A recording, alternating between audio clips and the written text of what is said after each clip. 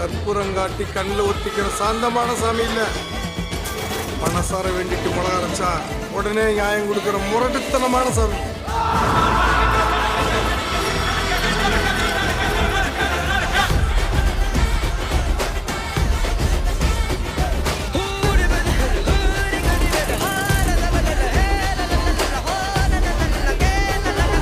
என் பேரு சரவணன்.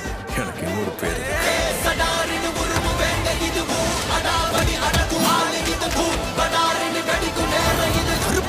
வழி மறிக்காதே.